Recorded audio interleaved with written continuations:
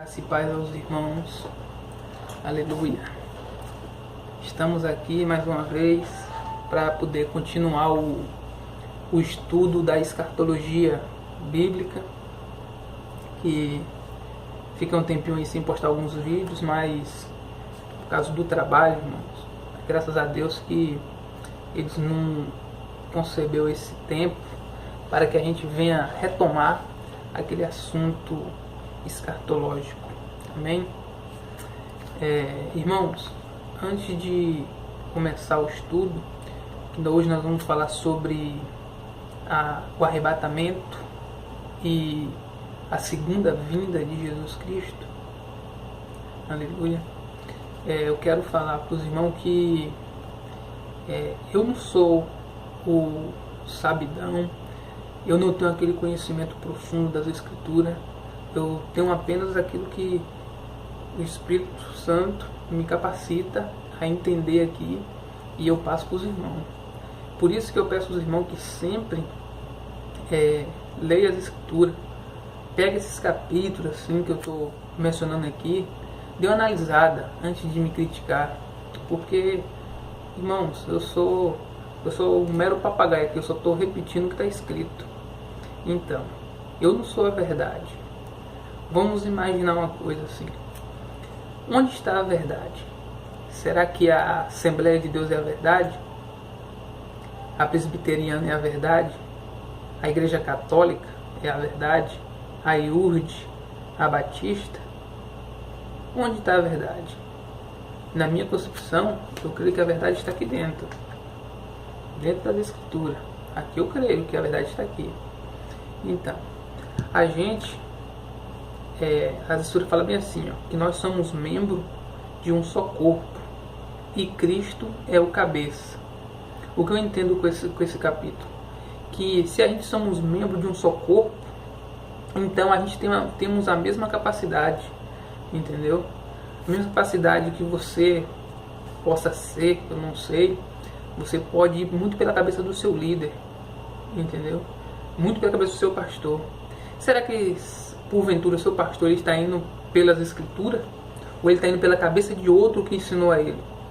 Pela teologia? Pela filosofia? Eu não sei, porque a respeito desse assunto existem várias ondas de doutrina, vários tipos de teologia, entendeu? Vários tipos de filosofia. Cada quem pensa diferente, entendeu? Um pensa de uma maneira, outro pensa do outro. Mas será que esse pensamento está associado às Escrituras? Ou será que algum desses deixou o próprio texto falar por si mesmo, que é conhecido como hermenêutica do texto? Que é o que? É você pegar o texto e deixar ele mesmo falar, entendeu? Ele vai te dar um caminho e você vai chegar num destino que eu não sei, entendeu? Porque dá o nome de hermenêutica fenomenológica, e existe a hermenêutica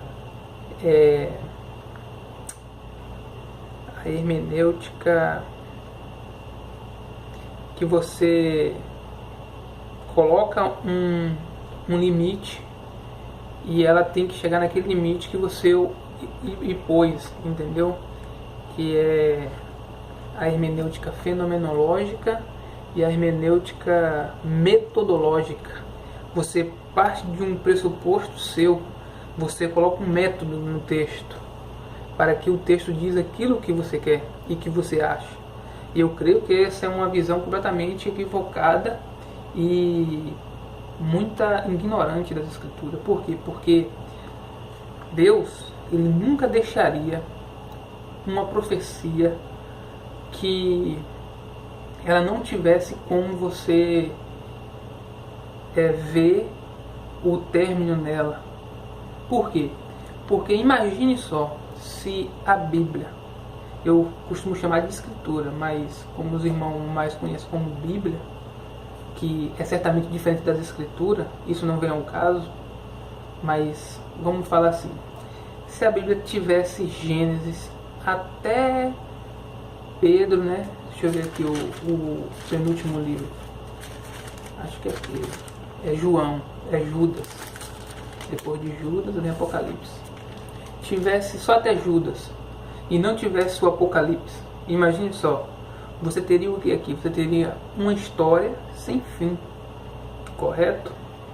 Pois bem, pois Deus, ele deixou aqui esse livro, essas escrituras, para que a gente saiba qual é o plano e o propósito do coração dele, o que ele fez, o princípio e como vai ser o fim, entendeu? Se ele nos deu esse entendimento para que a gente veja o começo de tudo, que é a prontologia, que a gente também veja a escatologia. Porém, muitos entram nesse livro aqui do Apocalipse e distorcem completamente. Por que eu falo que distorce? Porque eles não pegam os capítulos, os versículos aqui e não deixam o próprio texto responder. Ele não deixa o texto falar por si mesmo.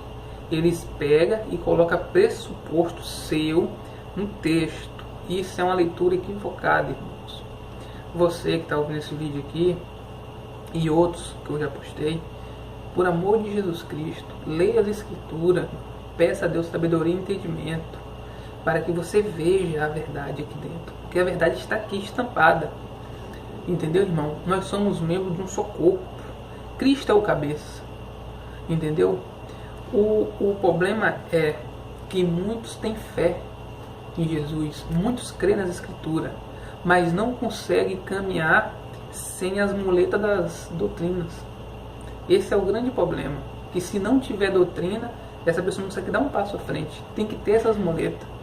Já com a fé em Jesus Cristo e os evangelhos aqui, que nos ensina o verdadeiro propósito de Deus, a gente vai caminhar sempre de cabeça erguida em caminho à luz, entendeu? O caminho certo. Mas aí muitos colocam várias doutrinas, que essa doutrina muitas das vezes ela desliga o homem das Escrituras, de buscar a fonte. Aí você chega numa denominação, senta, só ouve. Certo que a Escritura fala que a fé vem pelo ouvir o que? A palavra de Deus. Entendeu, irmãos? Se você ler, vir aqui na fonte aqui, você vai ouvir a palavra de Deus. Não é que você vai na igreja e o seu líder está lá pregando isso, aquilo, outro, falando, fazendo muitas exegeses, que é o que? É uma interpretação pessoal. Aí você vê aquilo bonito, aquelas palavras ali te comovem, mas por quê? Porque há uma psique, há um pastor, um líder, para ele poder chegar ao ponto de ser líder, ele tem todo um preparo. E esse preparo não é baseado nas Escrituras, é um preparo mental. Ele vai fazer a teologia, vai fazer bacharel, e muitos faz o psicanalista,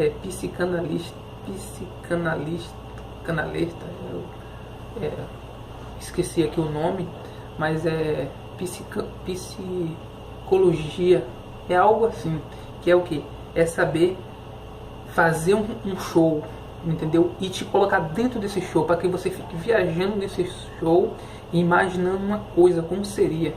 Aí, isso aqui tira completamente o foco das Escrituras, entendeu? E eu vou falar para os irmãos aqui, ó, sem nenhum tipo de demagogia. A maioria das igrejas evangélicas prega uma falsa Bíblia. Eu falo isso sem qualquer tipo de demagogia, irmão. A maioria, existe sim igreja que prega o evangelho verdadeiro, mas a maioria prega o evangelho esmagador, entendeu? Aquele evangelho que, se você tiver fé, eles vão medir o nível da sua fé como? De acordo do tamanho do dízimo que você dá. Se você der um dízimo bom, grande, sua fé é boa. Mas se você der um dízimo pequeno, sua fé é pequena. Isso aí, na verdade, irmão, é um jogo. Um jogo que só Jesus na causa para poder nos guiar no caminho certo, entendeu? Da sabedoria e entendimento. Muitos me criticam, muitos falam mal de mim porque eu não tenho um líder sobre mim. Eu tenho as Escrituras, entendeu? eu sou sim, irmão, eu sou um falho ser humano, eu tenho minhas inclinações, eu tenho os meus defeitos, mas a partir do momento que eu vou ler as escrituras, é só que nem ela tem que me explicar, entendeu? Ela tem que nos guiar para o caminho certo. Então vamos dar início aqui. Eu quero ler com os irmãos aqui o capítulo 1 de Apocalipse, versículo 19, para que a gente tenha uma visão panorâmica das profecias e do tempo em que ela vai acontecer, para que a gente não fique perdido no meio nas profecias e nos capítulos aqui. Capítulo 1, versículo 19 diz assim: escreve as coisas que tem visto, e as que são, e as que depois desta hão de acontecer. Entenderam alguma coisa, irmão? Entendeu não? Deixa eu ler aqui o capítulo 1. Fala assim, revelação de Jesus Cristo, a qual Deus lhe deu para mostrar aos seus servos as coisas que brevemente devem acontecer, e pelo seu anjo os a enviou e as notificou a João, seu servo, o qual testificou da palavra de Deus e do testemunho de Jesus Cristo e de tudo o que tem visto. Aí agora vamos retomar aqui o versículo 19. Escreve as coisas que tem visto, e as que são, e as que depois desta devem acontecer. Esse capítulo 1, versículo 19, irmão, ele é a chave principal do livro do Apocalipse. Por quê? Porque aqui Jesus apareceu para João na ilha chamada Patmos e disse para que João, tudo que João visse, escrevesse em um livro e enviasse às igrejas, às 7 igrejas da Ásia Menor. E a chave do texto diz assim, João, escreve, pois, as coisas que você acabara de ver, entendeu? Escreve as coisas que são e as coisas que depois destas devem acontecer. Ou a chave do texto. Três pontos principais. As coisas que vistes, as coisas que são e as coisas que depois dessa devem acontecer. Aí eu pergunto, o que foi que João acabou de ver aqui nessa revelação? Aí ele fala assim, deixa eu achar aqui. Eis que aqui, capítulo 1, versículo 2 diz bem assim, e virei-me para ver quem falava comigo, e virando-me vi 7 castiçais de ouro, e no meio dos 7 castiçais um semelhante ao Filho do Homem, vestido até os pés de um vestido comprido e cingido pelo peito, com um cinto de ouro, e a sua cabeça e cabelos eram brancos como a lã branca, como a neve, e os seus olhos como chama de fogo, e os seus pés semelhante a latão reluzente, como se tivesse sido refinado numa fornalha, e a sua voz de muitas águas. Então, irmãos, o próprio capítulo está falando que o que João acabara de ver foi o quê? Foi o Cristo glorificado no meio de 7 castiçais de ouro. Esses castiçais, segundo as escrituras, as 7 igrejas. Entendeu? Então, João viu o Cristo glorificado. Correto? Agora, o que é as coisas que são?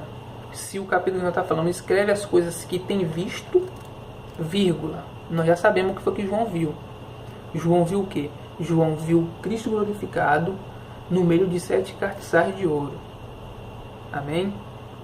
E as coisas que são.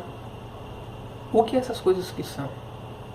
Aí, irmão, nós agora não vamos falar o que é.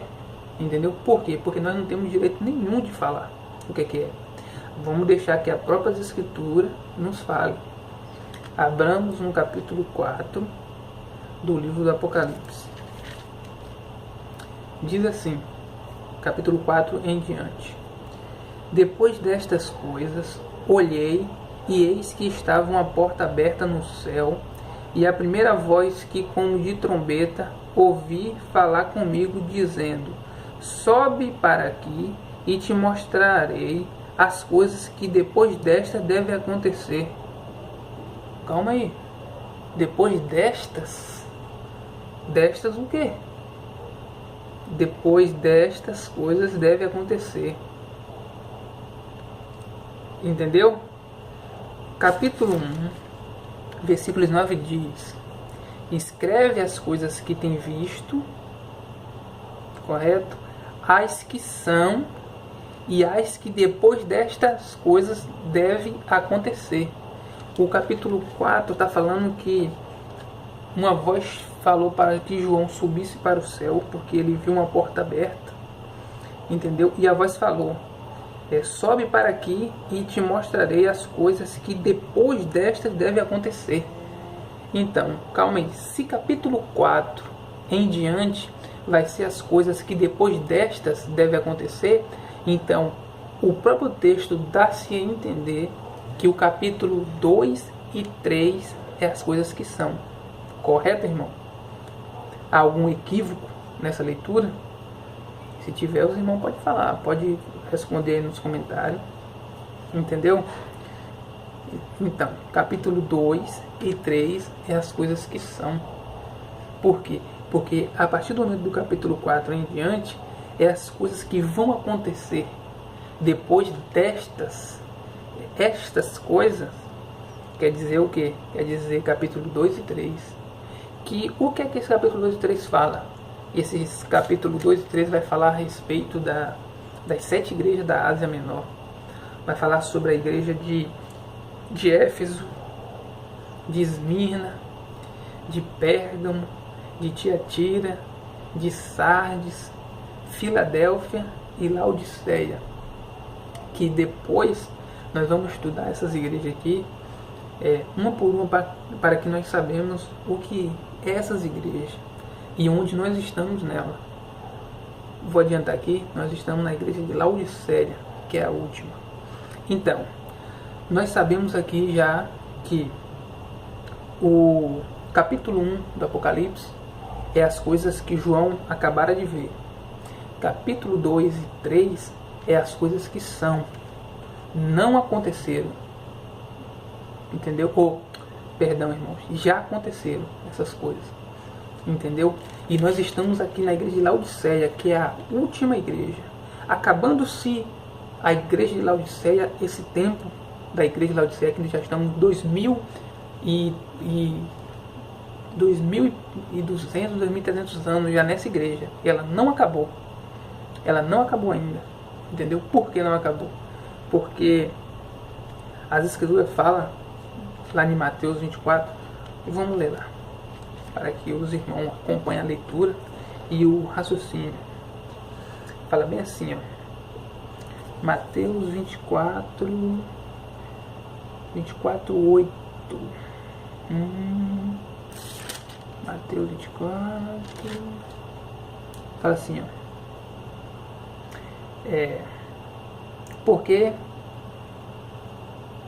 Porque muitos...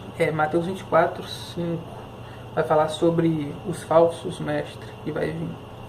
Deixa eu ler para os irmãos. Porque muitos virão em meu nome, dizendo: eu sou o Cristo, e enganarão a muitos. E ouvireis de guerras e de rumores de guerras. Olhai e não vos assusteis, porque é necessário que isto tudo aconteça.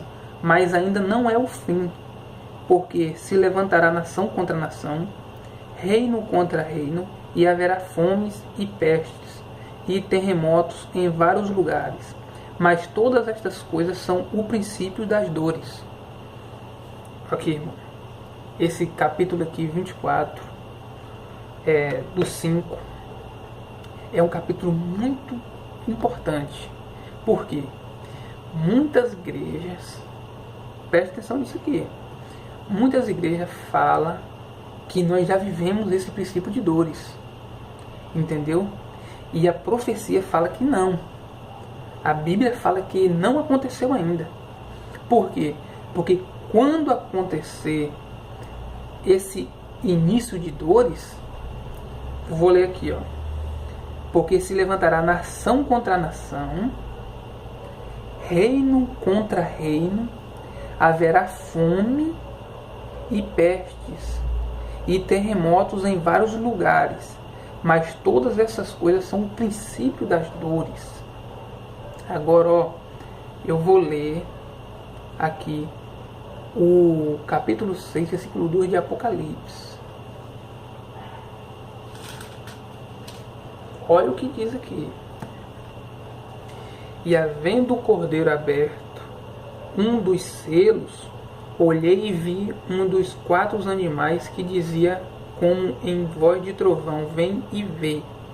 Olhei e eis um cavalo branco, e o que estava sentado sobre ele tinha um arco, e foi-lhe dada uma coroa, e saiu vitorioso para vencer. Primeiro cavaleiro. E havendo aberto o segundo selo, ouvi o segundo animal dizendo: vem e vê. Saiu outro cavalo vermelho, e o que estava sentado sobre ele foi dado que tirasse a paz da terra, e que se matassem uns aos outros, e foi-lhe dada uma grande espada. Guerra. Cavalo vermelho está falando de guerra. Capítulo 24. Versículo 7 de Mateus está falando de quando vê nação contra nação, reino contra reino, entendeu? Guerra. Vamos voltar aqui, ó. O terceiro cavalo agora. E saiu outro cavalo vermelho, e aos que estavam sentados sobre ele foi dada que tirasse paz da terra. Versículo 5. E havendo aberto o terceiro selo, ouvi o terceiro animal dizendo: vem ver.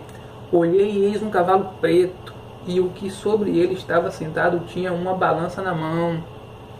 E ouvi uma voz no meio dos 4 animais que dizia: uma medida de trigo por 1 dinheiro, 3 medidas de cevada por 1 dinheiro, e não danifiqueis o azeite e o vinho. Fome. Cavalo preto. A fome é preta. Entendeu? Vai haver fome aqui, nesse cavalo aqui, não que não vai haver comida sobre a terra, mas o que o texto está falando é que a carestia, você vai trabalhar o dia todinho por uma medida de trigo, trabalhar o dia todinho para conseguir só aquilo que você comer, entendeu? Então vai vir fome sobre a terra, não fome por falta da comida, porque vai existir comida, mas pela carestia dela, de você obter ela, entendeu?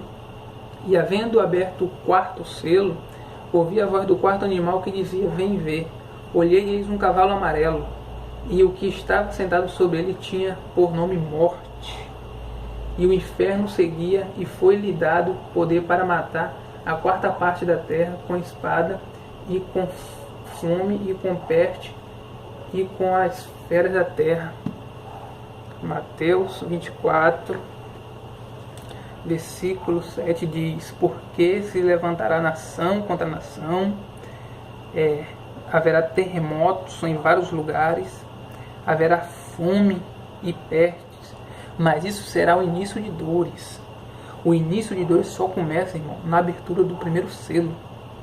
Por quê? Porque aquele cavalo branco, entendeu? Muitos dizem que é Jesus, porque ele saiu vitorioso e para vencer, e está com um arco na mão, entendeu? Mas a profecia, nós já sabemos disso, fala que ali é o início, o aparecimento do anticristo, entendeu? Quando o anticristo levantar na sua primeira parte, que ele vai ter 2 partes, a Bíblia fala que vai ser o 3 anos e meio, ele vai conquistar nações, entendeu? Conquistar uma boa parte do planeta, do mundo, dos reinos. E a sua segunda parte, ele vai vir destruindo tudo. A Bíblia fala assim, que pela asa das abominações virá o assolador, entendeu? Aqui, ó, porque ainda é o início de dores. Agora aqui no mesmo capítulo 24, versículo 29, olha o que é que fala aqui no livro de Mateus, entendeu? Olha o que é que fala, 29, fala bem assim, ó. E logo depois da aflição daqueles dias, o sol escurecerá e a lua não dará sua luz, e as estrelas cairão do céu e as potências dos céus serão abaladas. Calma aí.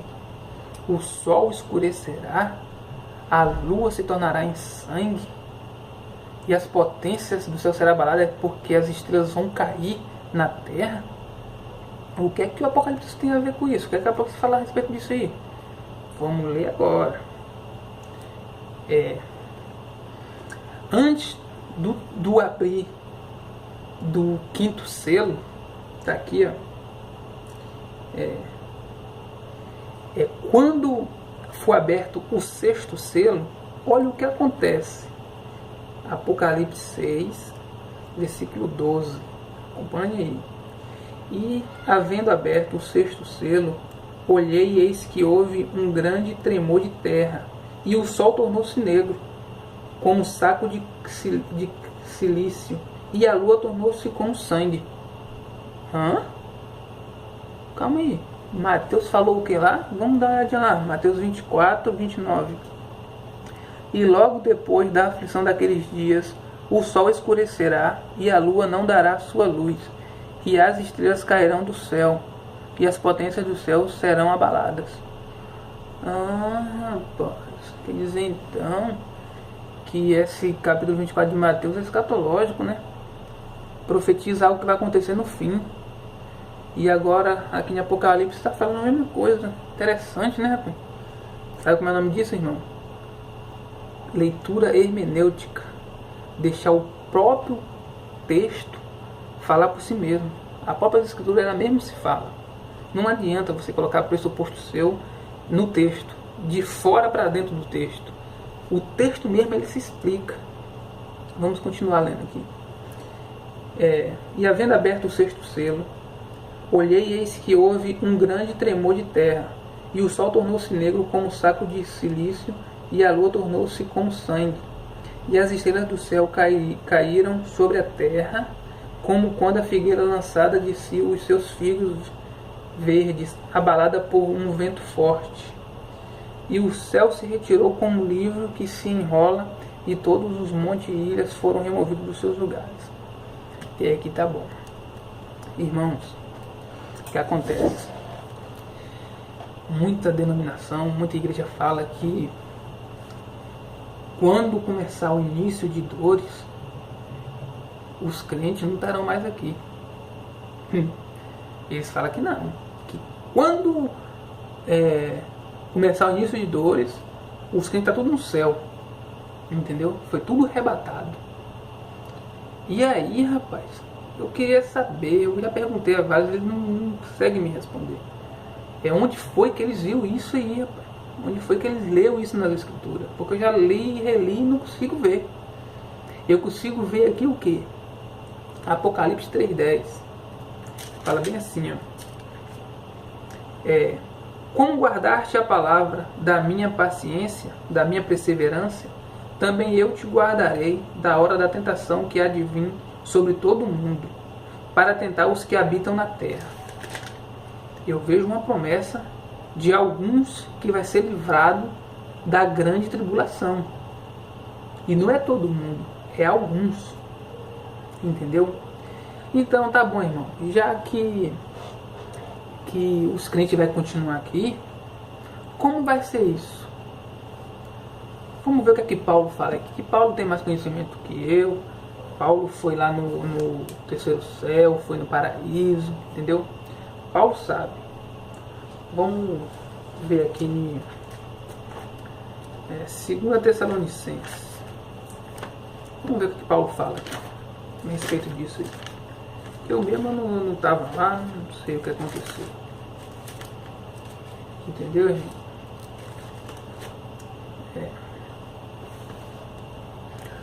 Vamos ver aqui, ó. 2 Tessalonicenses 2 em diante. Na epígrafe vai estar bem assim, ó. Não sei se na sua vai estar desse jeito, mas na minha está assim. O homem do pecado. A epígrafe grandona. O texto em si. Vamos ler aqui. Irmãos, quanto à vinda de nosso Senhor Jesus Cristo e a nossa reunião com Ele, rogamos a vocês que não se deixe abalar, nem se fique estarrecido ou alarmado facilmente, que por profecia, que por palavra, que por carta, supostamente vinda de nós, como se o dia do Senhor já estivesse chegado. Não deixe que ninguém os engane de modo algum. Antes daquele dia virá a apostasia, e então será revelado o homem do pecado, o filho da perdição. Este se opõe e se exalta acima de tudo o que se chama Deus ou é objeto de adoração, chegando até a sentar-se no santuário de Deus, proclamando que Ele mesmo é Deus. Não se lembra de que, quando eu ainda estava com vocês, costumava lhes falar essas coisas? E agora vocês sabem o que o detém, o que está detendo, para que ele seja revelado no seu devido tempo. Rapaz, a verdade é que o mistério da iniquidade já está em ação, restando apenas que seja afastado aquele que agora o detém. Então será revelado o perverso, a quem o Senhor Jesus matará com assopro de sua boca e destruirá pela manifestação da sua vinda. Calma aí. E capítulo 2 aqui, 2 Tessalonicenses capítulo 2 fala: Irmão, quanto à vinda de nosso Senhor Jesus Cristo e a nossa reunião com Ele. Vinda do Senhor, nossa reunião com Ele. Paulo está falando o que aqui? De arrebatamento. Irmãos, quanto à vinda do nosso Senhor Jesus Cristo e a nossa reunião com Ele. Está falando ou não do arrebatamento aqui? Com certeza tá. Entendeu? Rogamos a vocês que não se deixe abalar por profecia, que por palavra, que por carta, supostamente vinda de nós. Ah, entendi. Agora eu entendi, rapaz. O que acontece? Paulo está falando aqui, que não vos moveis facilmente do vosso entendimento, nem se perturbe o vosso coração. Rapaz, vou ler de novo aqui, irmão. Vamos prestar atenção aqui. Ora, irmãos, rogamos-vos pela vinda de nosso Senhor Jesus Cristo e pela nossa reunião com Ele, que não vos movais facilmente do vosso entendimento, nem vos perturbeis, que por Espírito, que por palavra, que por epístola, como se de nós, se o dia de Cristo já estivesse já perto. Ah, rapaz, por isso que quando eu ia na igreja, na denominação, o homem chegava lá e falava: eis que eu sou o Senhor, eis que eu venho amanhã, que por palavra. Vamos ler aqui uma missiva aqui do apóstolo Paulo, falando que o dia do Senhor está vindo ali, tal dia, que por epístola, entendeu? Como se viesse deles, entendeu? Que por palavra, eis que ele vem, tal dia. Não ficar preocupado com isso, entendeu? É notório que ele vem, entendeu? Mas o que estava acontecendo? O povo estava falando que, marcando o dia de Jesus vir, estava marcando a data e a hora. Tal dia. E interessante que eu lembro, tem um bom tempo atrás, que um certo líder aí, religioso, ele falou que o mundo se acabaria no ano 2000. Foi ano 2000. Foi. Rapaz, se você viu tanta gente que se matou por causa disso, rapaz. Entendeu? Aí, deu 2000, Jesus não veio e o mundo não se acabou.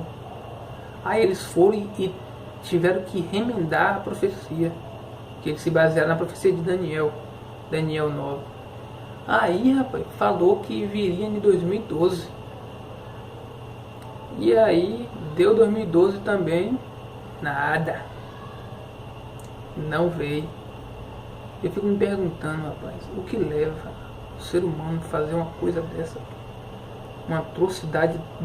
Rapaz, isso aí é uma ignorância do tamanho do universo. Entendeu? Falar uma coisa dessa. Às vezes você está falando aqui, ó, para que a gente não... ninguém de maneira alguma vos engane.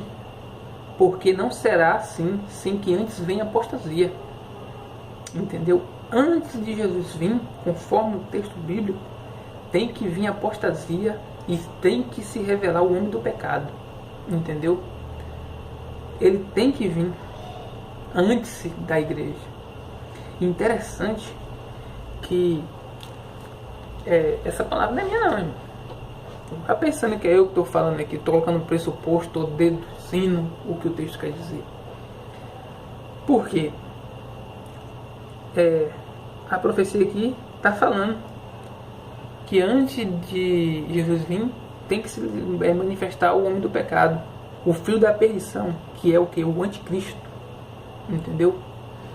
Porém, o que eu vejo aqui é que os evangélicos, os protestantes, os pentecostais, esse sistema religioso, eles estão batendo na trave. Por quê? Porque realmente os cristãos autênticos, os cristãos vencedores, eles não vão passar por grande tribulação. Não vai. É certo. Mas por tribulação eles vão. Todos nós vamos. Por tribulação. Tribulação é uma coisa, grande tribulação é outra. Vamos deixar o texto dizer, mais uma vez, que eu não quero que os irmãos pensem que estou colocando um pressuposto meu. Que é eu que estou deduzindo, estou ficando doido, estou lendo demais as escrituras e estou falando isso. Não. Vou mostrar aqui para os irmãos, que os irmãos leem aí e vamos ver se as escrituras estão certas ou não, né? Vamos ler aqui.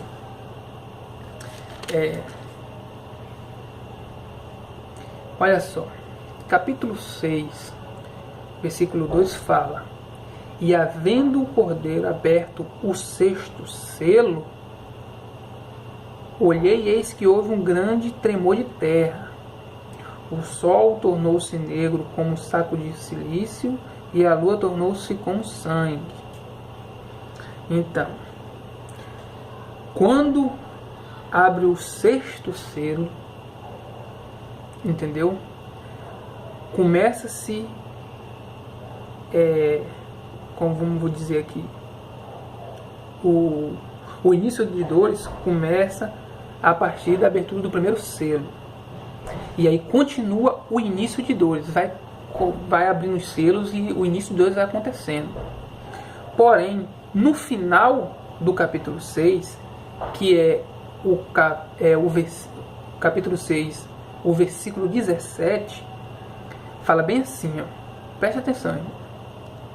Capítulo 6, versículo 17, diz bem assim, o versículo final, versículo 17. Porque é vindo o grande dia da sua ira. Quem pode subsistir? Entendeu? Eu vou ler aqui, ó, o capítulo 6, do versículo 12 até o final, que é o 17, para que os irmãos tenham uma visão panorâmica desse versículo. Siga-me. Só me seguir. E havendo aberto o sexto selo, olhei e eis que houve um grande tremor de terra, e o sol tornou-se negro como um saco de cilício, e a lua tornou-se como sangue, e as estrelas do céu caíram sobre a terra, como quando a figueira lança de si os seus figos verdes, abalado por um vento forte. E o céu retirou-se como um livro que se enrola, e todos os montes e ilhas foram removidos dos seus lugares. E os reis da terra, e os grandes, e os ricos, e os tribunos, e os poderosos, e todo servo e todo livre se esconderam nas cavernas e nas rochas das montanhas. E diziam aos montes e aos rochedos: cai sobre nós e esconde-nos do rosto daquele que está sentado sobre o trono e da ira do Cordeiro, porque é vindo o grande dia da sua ira, e quem pode subsistir? Entendeu, irmão? Então, se o capítulo 6, versículo 17, fala que é vindo o grande dia da ira do Cordeiro, o grande dia dele proclamar o juízo sobre a terra, o que é que tem que acontecer aqui? É aí que está, irmão. Se o versículo 17 está falando que vai vir a ira e Deus vai proclamar o juízo, a grande tribulação está vindo, o que é que tem que acontecer aqui? O arrebatamento, velho. Por quê? Porque agora em diante Deus vai começar a derramar sua ira. Olha aqui o capítulo 8, o que é que diz do Apocalipse. E havendo aberto o 7º selo, fez silêncio no céu por quase meia hora. E viu os 7 anjos que estavam diante de Deus, e foi-lhe dada 7 trombetas. E veio outro anjo e pôs-se junto ao altar, tendo um incensário de ouro, e foi-lhe dado muito incenso para o pôr com as orações de todos os santos sobre o altar de ouro que está diante do trono. Aí, ó.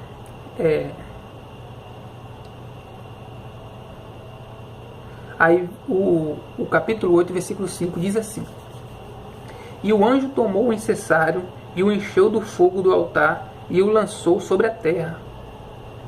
E houve depois vozes e trovões e relâmpagos e terremotos, e os 7 anjos que tinham as 7 trombetas prepararam-se para tocá-las. E o primeiro anjo tocou a sua trombeta, e houve saraiva de fogo misturado com sangue, e foram lançados na terra, que foi queimada a sua terça parte. Queimou-se a terça parte das árvores, e toda a erva verde foi queimada. E seguiu o anjo tocar a sua trombeta, e foi lançado no mar uma coisa como um grande monte ardendo em fogo, e tornou-se em sangue a terça parte do mar. Entendeu, irmão?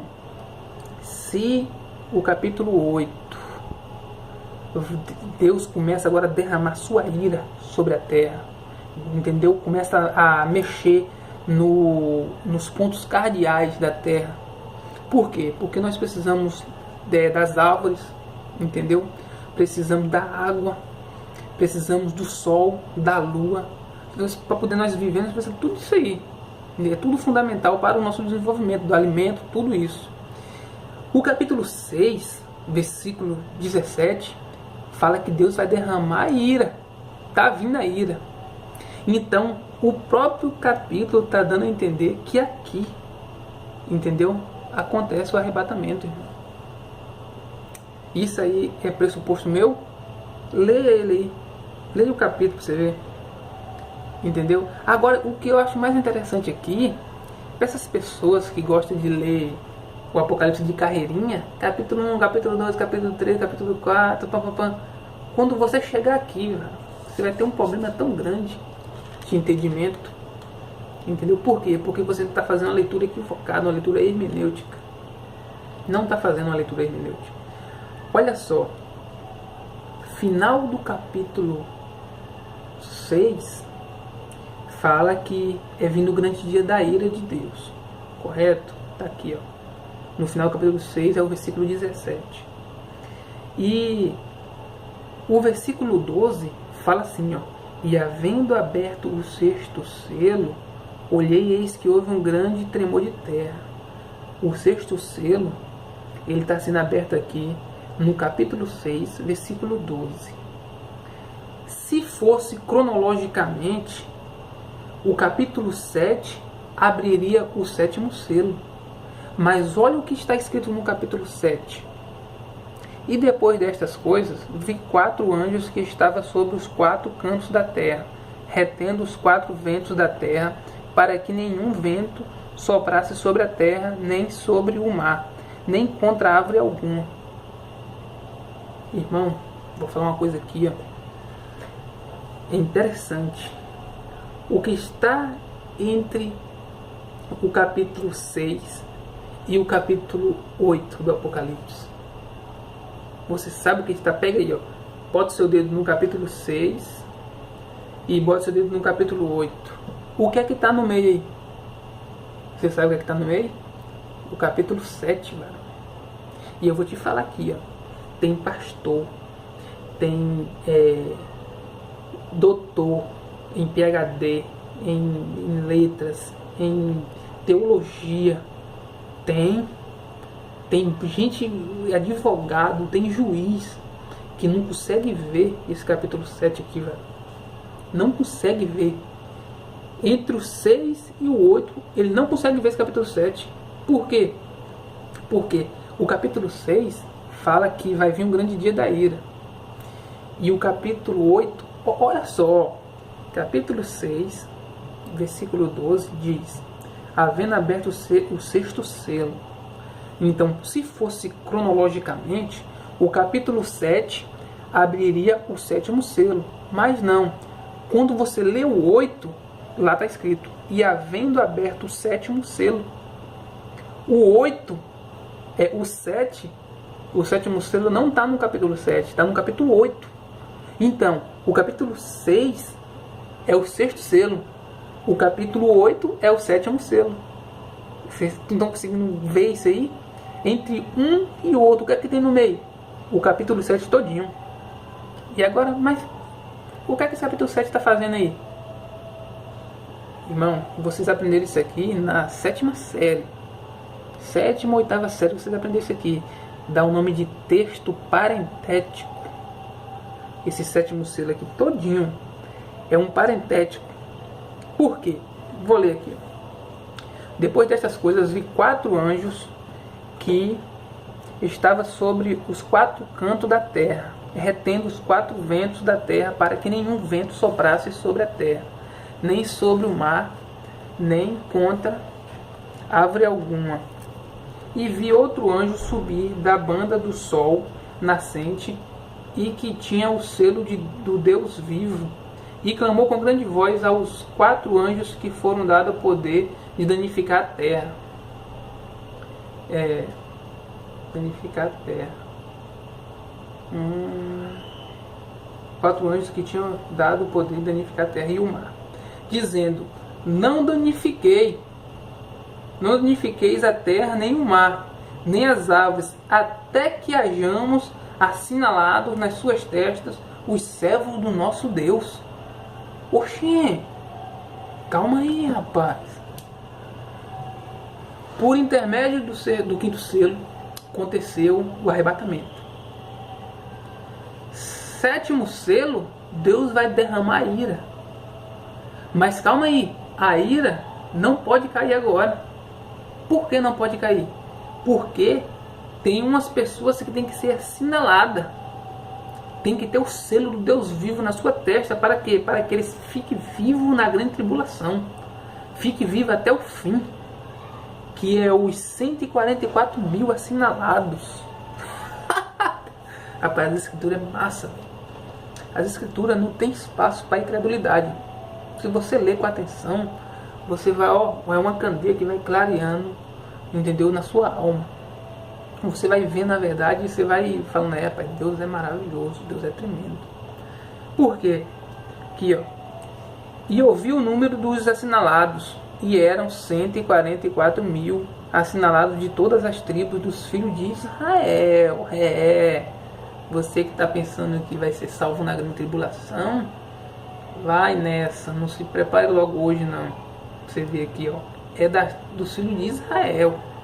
E para que ninguém venha distorcer o texto, fala bem assim, ó: da tribo de Judá, 12 mil. Da tribo de Ruben, 12 mil. Da tribo de Gade, 12 mil. Da tribo de Azer, 12 mil. Da tribo de Naftali, 12 mil. Da tribo de Manassés, 12 mil. E aí vai. Até chegar no capítulo 8. Aí Deus derrama sua ira, cara. E quando nós tivermos mais outro tempo, nós vamos discorrer nesse texto, esse capítulo 8, que é a abertura do sétimo selo, porque o tempo já está um pouco avançado. entendeu? Porque se eu for entrar no capítulo 8, faltando apenas 20 minutos para mim terminar, eu não vou dar conta, velho. Porque aqui vai quase 1 hora, entendeu? Esse capítulo 8 aqui, para que a gente venha ver o que vai acontecer. Mas aí, ó, capítulo 5, capítulo 6, acontece aqui, tem que acontecer por aqui. Eu não posso te mostrar com o dedo aqui, o arrebatamento foi aqui. Por quê? Porque a Bíblia não me fala aqui de arrebatamento. Mas a ideia do texto fala. Entendeu? Porque se Deus vai derramar a ira na terra, no capítulo, no versículo 17, que fala que vai vir um grande dia da ira de Deus, e em Apocalipse 3:10, Deus tem uma promessa que guardará um povo, por guardaste a palavra da minha perseverança, também eu te guardarei da condenação que advém sobre toda a terra. Entendeu? Então tem uma promessa de alguns ser guardado, ser tirado. Entendeu? Nós sabemos que aqui vai ser tirado. E interessante que fala que vai... rapaz, é forte. O sol não dará o seu brilho, a lua se tornará em sangue e as estrelas cairão. Interessante, ó. Nós estamos no capítulo 6. Isso aí, onde nós vamos ver essa batalha, esse sol ficando preto, o sol ficando negro, a lua com sangue. Tudo isso aqui, sabe onde é que nós vamos ver isso aqui, velho? Capítulo 12. Olha o salto. Olha o salto do capítulo 6 por 12. Que salto grande. Aí, os teólogos aí, pastores, presbíteros aí, diáconos, que gostam de ler de carreirinha, da forma que ele aprendeu na teologia, pensando que a teologia é um estudo de Deus, conforme eles falam, e o nome fala que é. Rapaz, é por isso que eu estudo as escrituras. Eu não estudo teologia, porque a teologia não dá conta disso. A teologia, ela vai falar uma maneira fisiológica, pela filosofia, entendeu? Ela vai falar de um jeito ali, ó, que você vai falar, mas o que eu estudo, eu tenho que ter esse anel, eu tenho que ter meu diploma, meu canudo na mão, de que eu sou teólogo, isso, aquilo, outro. Então, vai ficar indo nas muitas letras, entendeu? Não vai ir pela fonte. Aqui não tem espaço para credulidade. Aqui é limpinha, água limpinha, é o pão sadio, entendeu? Jesus fala que eu sou o pão da vida, entendeu? Aquele que comer da minha carne e não beber do meu sangue não terá vida em mim, entendeu? Aqui, ó, se alimentar desse pão aqui, você vai viver eternamente. Amém? O capítulo 12 fala sobre a visão de uma mulher e um dragão, entendeu? É outro capítulo. Tem um vídeo posterior eu falando sobre esse capítulo 12. Possa ser que eu não estou explicando da maneira assim, dando ênfase para que o irmão entenda, porque eu não sei explicar muito. Eu consigo ler aqui e a gente vai elaborando o que o texto está nos dizendo, entendeu? Qualquer um pode fazer isso. Eu não sou melhor que ninguém. Longe de mim. Eu só peço, velho, tenha o critério de estudar as escrituras. Leia as escrituras, entendeu? Examine-a. Por quê? Porque ela é o mapa para nos guiar para o céu.